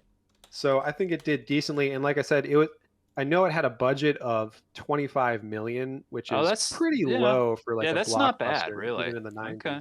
Yeah, even in the Wikipedia 90s. quick glance made 118 million, so that's pretty good for a Yeah. low budget. Yeah. So yeah, That's- it made money. Breaks the 100 million mark, you're gonna make more. Okay. Yeah. That's good. Especially in the 90s. All right, number 2. Next question. Patrick Stewart originally wanted Picard to die along with Kirk and Riker to take over as captain of the Enterprise. Is that I'm true ready. or false? I'm ready. All right, 3, 2, 1, reveal. True. Ooh, parody. I'm getting you guys. That was false. Oh. That I guess was he didn't want to be false. Action Man. He gave us a hint earlier. Yeah, he Yeah, wanted to but do more that- movies. That felt like a realistic plot point. Because again, our history of Star Trek actors is like, get me out of these things. I don't realize this is the only thing I'll ever do. Right. Thought I mean, would fit in Picard that kind chair. of broke that in that he's one of the, Patrick Stewart's one of the few people to do other things outside of, obviously X-Men and, he's done a lot of stuff. He's Oh, is he in the X-Men films? Who does he play? I think Magneto. Oh, is he Um, Wolverine? Yeah. Yep. All right. Next question. Malcolm McDowell is the uncle of Alexander Siddig, aka Dr. Julian Bashir from Star Trek Deep Space Nine. I'm True or ready. false? Locked in. Locked These it are in? very interesting questions. Yeah. I think I'm getting you guys with some of these. All right. 3, 2, 1, reveal. True. True. We're parodies. That is true. Okay, You 1-1. both got that one. Thank God. He is the maternal uncle. Malcolm McDowell's older sister is Alexander Siddig's mom. That's wild. Alexander Siddig I is can see in the Sudanese face. British. His father was Sudanese. His Oh, yeah. mother was Malcolm McDowell's sister. So Huh. wild Scottish. coincidence there. Yeah. That was wild. All right, another Malcolm McDowell question. Malcolm McDowell took the role because he was a big Star Trek fan. Is that true Oh. or false? Locked in. Ready? Going out on a 3, limb here, 2, locked 1. in. Reveal. False. I went false. Oh, I went true. I'm true. Colin's false. Mike's going true. That is false. Oh, that he's is false. got one on me. He admitted he was not really a Star Trek fan at all, wasn't too familiar with it, but he took the role mainly for the paycheck. He also later received death threats from obsessed fans because his character killed Kirk. Shut up. Come on, people. That's Wow. kind of some Star Malcolm Wars Phantom Menace type McDowell, stuff if before. you're a movie fan, doesn't seem like a fan of anything and constantly does everything for paychecks. Just Yes, a he little will history on take that, any, man. any role for money. It's a But job, he's ain't worked it? for a long time. Clockwork Orange, obviously, and many other things. Plays villains a lot. He's got a very villainous looking face and demeanor. A piercing stare. Yes. Yeah. Very Droogish. Nice. All right, score. let's roll into another Malcolm McDowell themed question. Dang. Patrick Malcolm Stewart. Dollar. Sir Patrick Stewart and Malcolm McDowell are old friends. True or false? Lock I'm it in. prepared. 3, 2, 1. Reveal it. True. That is true. Okay. They're old Still friends losing. from, the British stage circles, of course. They came up around the same time. Mhm. And Patrick Stewart actually recommended, McDowell for this part. So there you go. Cool. All right, next question. William Shatner insisted on calling. So remember, Kirk has a dog in the Nexus named Butler. Shatner Yes. wanted to call this dog Butler after his own deceased dog. Is that true or false? Okay. 3, I'm 2, locked in. 1. Reveal. False. I'm going false too. That was true. I thought it And was actually- a different name. Yeah, Yeah. that's what I was hoping to. Or It was named Butler after after somebody. his own dog, and and actually one of the writers, I'm not sure if it was Brandon Braga or Ronald D. Moore, was annoyed by that because he had already named the dog after his deceased dog. So Oh. yeah, It is what Shatner it wins is, guys. in the end. Yeah, One I'm final not sure blow. it matters at all. Oh, jeez. in the same vein, we'll stick with another William Shatner question. Kirk's cabin in the Nexus and the horse he rides were both owned by William Shatner. Baby, I am locked in. It's Ready? making me wonder. I am locked in. 3, 2, 1, reveal. False. True. I'm going true. That is true. Oh, That's it's a tie William game. Shatner's cabin and horse. Believe He in was an yourself, avid Mike. horse rider. Yeah. We gotta Yeah. get Buster and Buttercup in it. Well, no, it's logical. It's like, Alright, well. just bring the cameras to my house. I will be there. You know? Yeah, Like, I'm sure it was something like that. Yeah. Yeah, the great thing a about nice tomorrow cabin. is I don't have to wake up early. I'm already here. Like, Yeah. I no, love that. William. I love that cabin, you know? yeah, it looks it's a good look. Good job. Nice, Shatner. All right. Let's see here. We have a tie game, 4-4. Oh, wow. Jesus Christ. Mm-hmm. All right. William Shatner wanted to direct this movie, but he was turned down by the studio. Is that true or false? Everything in my baby. bones tells me one answer. I and know, I don't know. I have to follow I have to live my belief system, okay? I'm ready. I'm locked in. I just want to say, this is a safe space. I feel very topsy-turvy on this quiz. This is, in the past, our quizzes, throwing I've kind some, of felt like where I know where I'm going. Yes, this has Throwing some some heat behind it. curveballs at you, yeah. All I'm right, flipping I'm a coin locked every in. time. All right. Yeah. 3, 2, 1, reveal. True. It's gotta be. That's false. I got you guys. Ah, I wanted knew- the ego. who Yeah. the man is? It's just you played us. That's No, it yeah. seems like something he would do, right? But that But is what if I false. made it? No, but Bill, we're just happy you're back. Yeah, back and directing. But Bill, You guys remember the Final Frontier, right? You know, in hindsight, though, he did probably just show up at my cabin. I'll be in 2 scenes. You know, like Oh, Here's the absolutely. other thing. Yeah. because I don't want to be on set every day. Spock, had so much control over it. I just imagine him being like, "You got to give me another shot. You got to give me another shot." But thank God they didn't. He's not in it enough to direct himself for it to be Right. worthwhile. Yeah. I mean, it would be I interesting. gotta be in like, every scene. Shatner doing a TNG movie. Like, I don't know how familiar, if you even watched the TNG show, But Oh man, I'm gonna say I probably highly not. doubt that. I'm gonna say So false. what's Yeah. this Star Trek TNG about exactly? Well, it's your this show. bald guy Right, replaced right, me. right. If there's no punching, Yeah, Never what heard if of a he hairpiece? points to Riker? He's like, the captain, and they're like, no. He's like, really? He's like shocked. Yeah. it's nice to meet you, Captain. You're like, whoa. No, the British guy, you call him Britty. He works down in engineering, and they're like, no. he drinks Earl Grey hot. Well, no, Yeah, that's right. true, but yeah. Well, yes, you're right. All right, just a couple more Some questions. stereotypes, yes. Yeah, What's the score right now? Are you keeping track? it is 4-4. 5-4. No, it's Oh, I tied thought up. you had me one now. Oh, okay. No, now. Did you count we're- that last one? Maybe I didn't. I think you should be ahead of me now. You know what? I You think got one on me now. Yeah. Wait, no, I didn't get that right. He didn't want to. Oh, direct we it. both said. Yeah, we're I'm 4-4. sorry. We Right. both. Okay. I'm sorry. I've got you Sorry, with a couple of listeners. these falses. Back All on right. track. So we talked about Tim Russ being in the opening scene. Another actor that appears in a cameo is Jeanette Goldstein.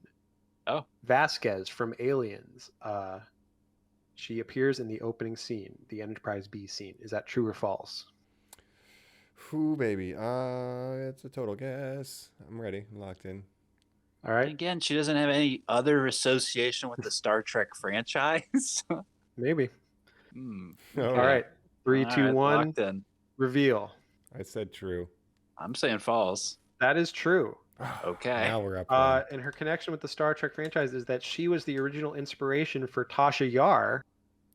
Her character in Alien, brown face, okay. as we will say, like she was a Sure. white woman playing a Hispanic woman in Aliens, but a popular character in that movie and kind of a tough badass Tough lady. security. Yep. Yeah. And they actually thought about getting her for Tasha Yar when TNG was casting. They should. Yeah. Jack Goldstein's very good. Some people will call the makeup in Alien dated and potentially the skin of evil. Tasha Yes. Yar reference. Go check it out. Anyway. All right, 2 more questions. So the sailing ship in the holodeck, right? That ship also appeared in Pirates of the Caribbean. Is that true or false? Mm. Mhm. Oh, man, 1994. It's risky. I'm gonna. Pirates of the I'm Caribbean probably not till 2003, sticking with 2002. it. How many Hollywood Yeah, I boats don't know. are there, though? All right, I'm ready. Right. All right, ready? Locked in.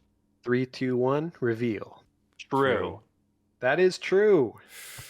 The Lady Washington was its name. It appeared as the HMS Interceptor in Pirates of the Caribbean: Curse of the Black Pearl. Hey, Sure, It's that's also like appeared in other the things. quote unquote good guys, the Marines. Or Yeah, whatever. the British guys or whatever. Royal Indian Trading Company or whatever. Yep. Yeah. So they renamed it and dressed it up. Okay. A yeah, franchise I keep saying maybe we'll cover one day, and you guys keep going, nope. How can we redo Transformers? at least we will talk about another Transformers movie at some point. We'll have the Beast Wars here coming That's up right. soon, so That's get right. ready. Rise of the Beasts. Rise of the Beast Wars. So what's the score now? Is it still tied? Mike is ahead, so By this one. could tie it up. 6-5. Or 6 Mike to 5. wins. Or This an is the outright final victory. question. I have one more true or false I could do, and then a bonus question that's not a true or Okay. false. Well, That's let's like, hope we if you tie can it get up, then. this. Okay. All right. Here we go. So last true or false. Captain Go Kirk's against final your guts. words, "Oh my," as he dies, were ad-libbed by William Shatner. Is that true or false? It's good. That makes me worried. I'm locked in. Yeah. As a man who's never done anything good once in his life. Yeah. Locked in. All right. 3, 2, 1, reveal. True. I said false. We're on opposite That sides. is true. That Oh, is he true. tied it up. That means it's tied up now? Yeah. Yes, he ad-libbed that as he was going Yes. towards the light. He also said the hardest line he's ever had to deliver was, "Who am I to argue with the captain of the Enterprise?" Oh, Because shut he thinks of up. himself as he's the That's captain of the Enterprise. the Oh. dumbest. Yeah.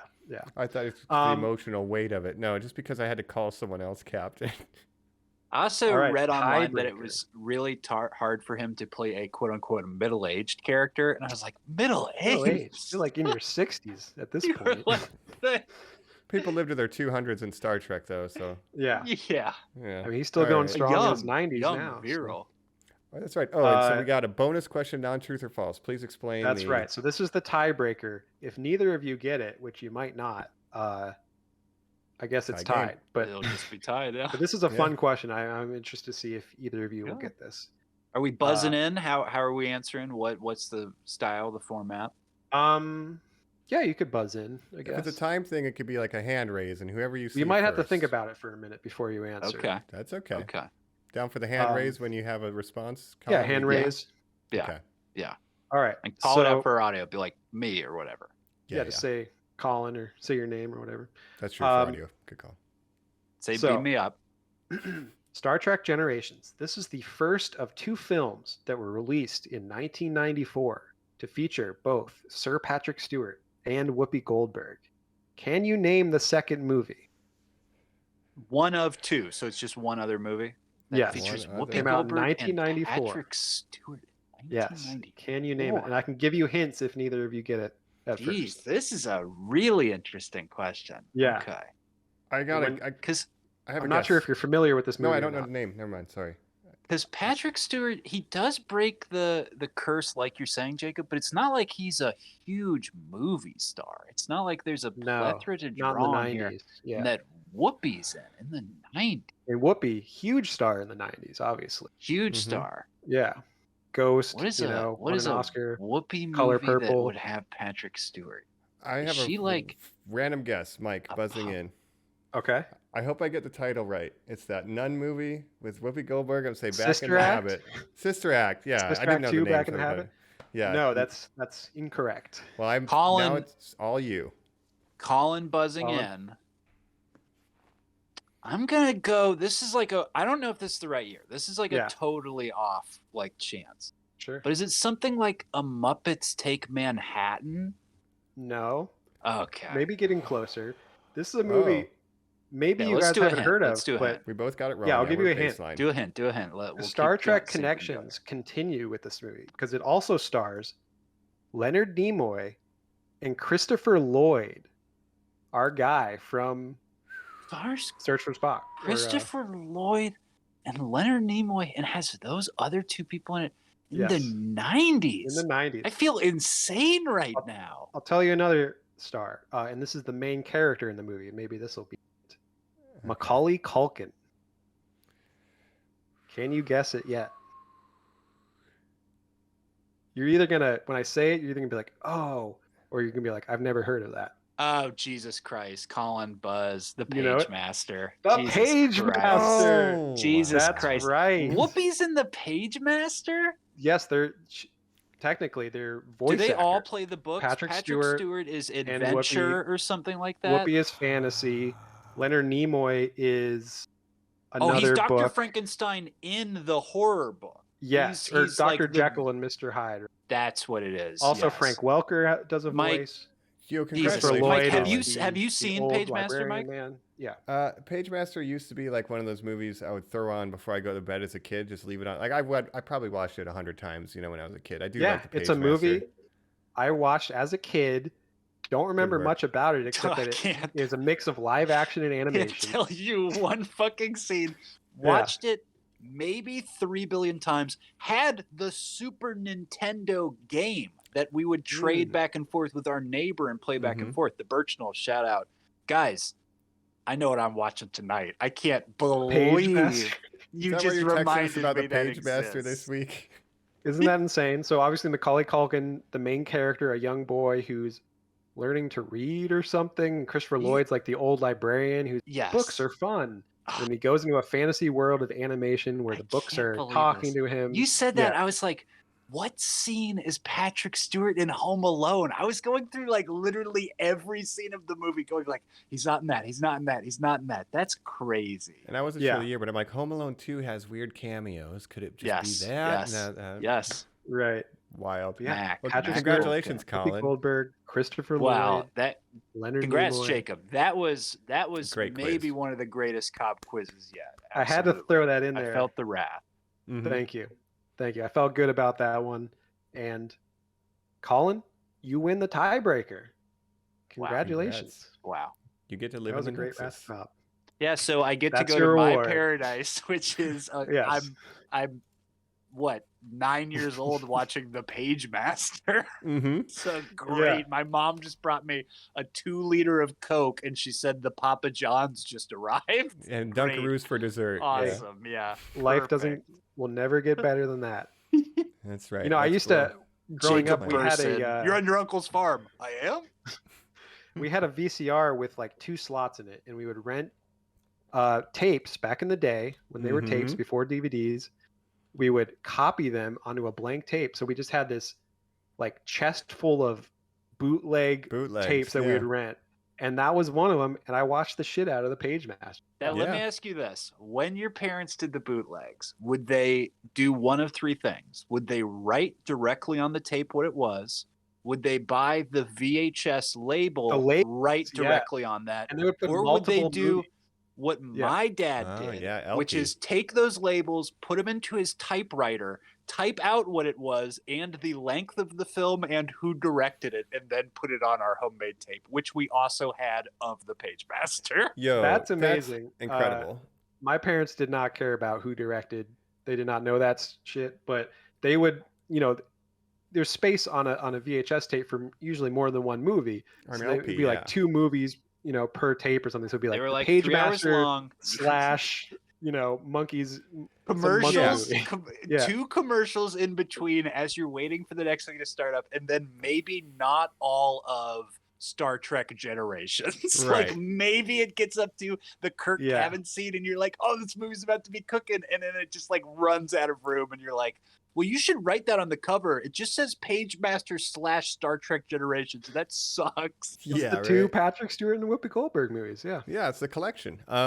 I do want to say my dad would record everything off the movie channel, and it would be all these double features. The movie channel. Yeah, and he would not like type the labels on a typewriter, although I really respect that. He would create a spreadsheet alphabetized, and every time he got new movies, and he would print a red binder that would list what movies he had.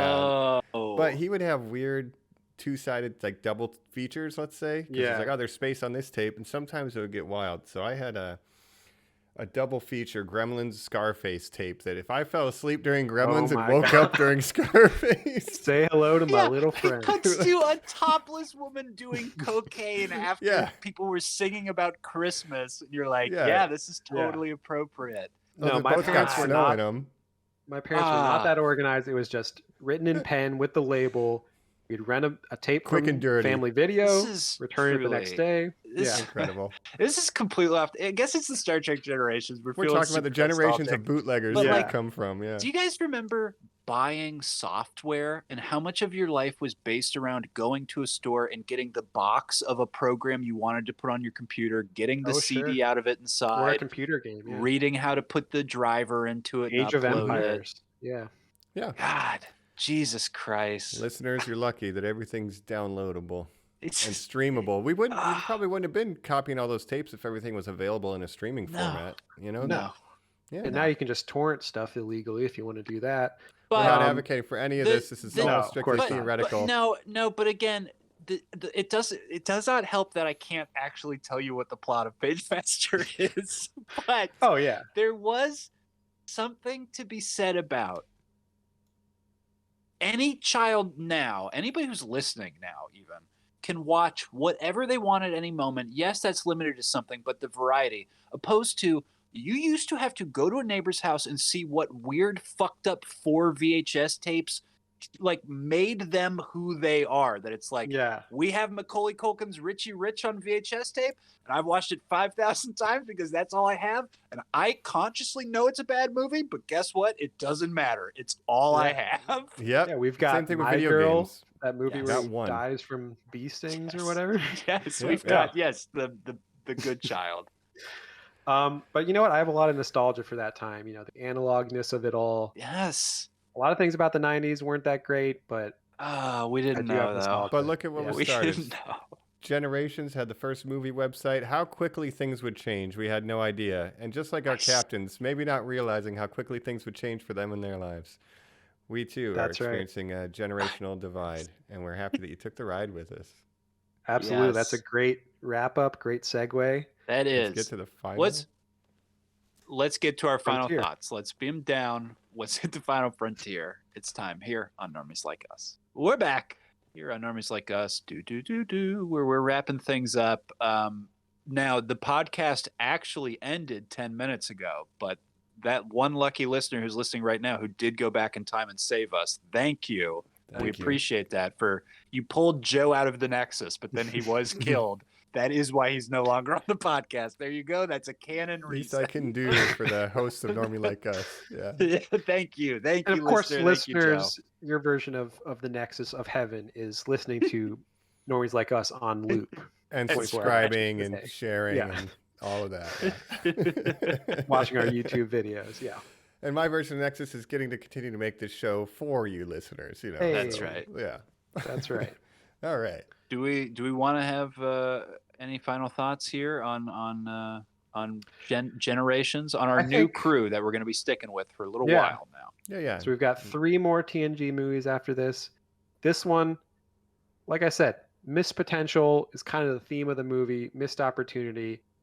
It had some good stuff in there with Kirk and Picard, but overall, a little bit underwhelming. Like I said, it feels like an extended episode of the show and not a particularly good episode. But it is what it is. And hopefully, maybe some of these movies will be a little bit better. Yeah, I mean, there's obviously the ending scenes with Shatner and them are good. The budget's bad, but like, you know, that's pretty much just the cabin stuff with Picard and Shatner's Why We're Here. Wish we had more of it. The middle of it is pretty boring, or you know, there's Yeah, like just 2 or 3 good confusing, scenes in this thing. Convoluted. Yeah. Yeah, a little pacing issues. But it's serving to pass the torch, and I think in that respect, you know, but it's weird because the torch has already been passed and TNG is over. So I don't know what purpose it really serves except for Shatner giving us one last hurrah. I like the Yeah. fight because they're in scaffolding because we can't really fight. So what if we just climb to where we can't combat? You know, like it's just we Right. can't fight because we're old. But I did think he was going to do a rock climbing callback when Soren fell off the edge. I was like, I'll save you. I have empathy, right? You know, They should something have. like that. Well, another fun fact that I didn't even mention is Yeah. that the original first scene of this movie was going to be him doing orbital skydiving. And then there was going to be like Scotty telling him, we got to go to this induction ceremony for the Enterprise B or whatever. But then they cut that for some reason. So it would have been him Yeah. doing some kind of extreme sport. Like the opening Yeah. of Power Rangers, like Sky snowboarding. Yeah. Shatner, like old Shatner. Oh, Mike. Could have had Jet Boot Spock right next to him, but yeah, It's Yeah, but not if my you think favorite. about the the timeline of when these movies are coming out, while TNG is going on, some of these OG movies are coming out. Now that TNG the show is over, it's TNG movie time, baby. It's not feasible to, I guess, do the Right. movies while the series is running too. So Right. yeah, I'm looking forward to Yeah. next week a lot, though. I really am. There's some interesting fan theories about where First Contact lands in the timelines, plural maybe. So More that's just time a travel. tease. Or the next time we watch one of these next month, yeah, and more time travel, thankfully. Looking forward to it. I'm excited to meet Zefram Cochrane. Yeah, I need to confirm this. I know for sure Insurrection is the one after that, Jacob. That's right. From that point on, I see these films in theaters, which it will be an interesting a diversion talking Insurrection point. and I Nemesis. need to but then all the other dumb ones we're going to talk about from that generation on as well. But I maybe saw First Contact in theaters too. I'm going to confirm that when we go to the to record that one. Nice, Sure. nice. I'm looking forward to it becoming what I know now, which is after having done 7 of these, what I want out of a good Star Trek movie. We've gotten a couple of those. This one is not one of those, unfortunately, for me. Although I agree with Mike, I think it might be the second best Shatner movie. Interesting thing to say. I want these next ones going forward to kind of be that adventure of the week that feels upscaled, that does what Star Trek does best, which is have sort of a socio-political commentary while also having grandiose sci-fi. And from my memory, I don't think that's what I'm going to get out of these next ones, although I do really recall enjoying First Contact. I do think First Contact is the best TNG movie of the 4. Yeah.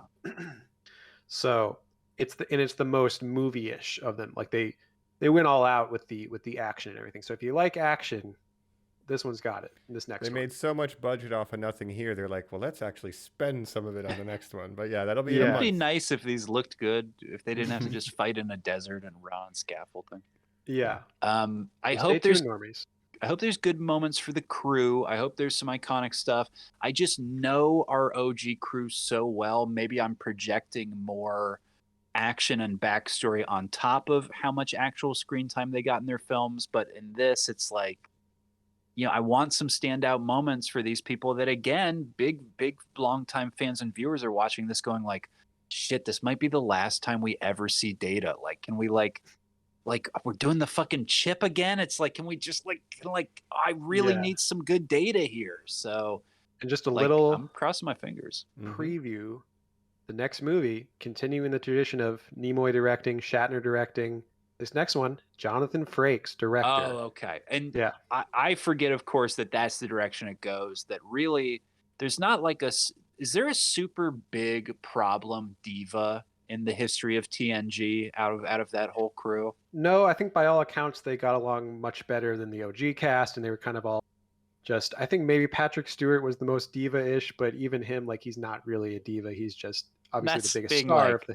Yeah. Then I didn't tell them good night after I went to my quarters. And you're like, oh wow, Patrick was in a bad mood that day. The season 1 One Piece outfit was frustrating because he couldn't go to the bathroom easily. So they changed it in season 2. That's probably his biggest complaint, Right. Well, I'm proud of people for that's standing practical. up for that stuff. Yeah. So The I spider like flap. that, Jacob. I like hearing the tightness. I hope that comes through. I think it's really cool that Jonathan Frakes is the one who's like, actually, I kind of have an interest behind the camera. We can beef up everybody else's thing. I just kind of want to make these look good. And like you said, it's one of the better ones. So Yeah. thumbs up. I'm fucking excited. I think our next one's going to be great. This wasn't the return to Trek I super wanted, but there were parts like in that cabin where like literally I'm kind of like straightening up in my seat and I'm like, here we go. And it's over. I'm like, there it was. Okay. At the end of the day, it's a good send off for Kirk, right? Yeah. Saying goodbye to him, saying hello to our new cast. Again, I would prefer he's in heaven than crushed to death. There's an hour and 10-minute version of this. It's very watchable and fine. Yeah. Yeah. There's a lot you could trim out and just get to the Kirk quicker. Yeah, there's like an hour and 10, 15 version of this you could do. There's this special episode that came up like on tonight's TNG. William Shatner returns. Can you believe it? That's literally just it's just a cut down and it just on the gets imaginary to it. season 8 of 80 TNG. minutes. Exactly. Yeah. Perfect. Yeah. All right. Well, thanks, Normies. This has been quite the trip to the Nexus, back again through time, and maybe our first Star Trek movie without a Vulcan too, if you think about it. The whole and film, it's the no first Vulcan. and only appearance in Star Trek of Captain Kirk, William Shatner, without Spock, Leonard Nimoy. Wow. Yeah. I hate it. Right. Thanks, Normies. We've been your hosts. As always, check us out at Normies_like_us. Hit us up, rate, review, subscribe. Helps us out. Watch our YouTube channel as well. And we have been your captains. This is Captain Colin Irk. Commander Miker, but I will be directing the next one. And this is Captain Jacques-Luc Picard. Engage. Bye, Normies. Bye. Bye.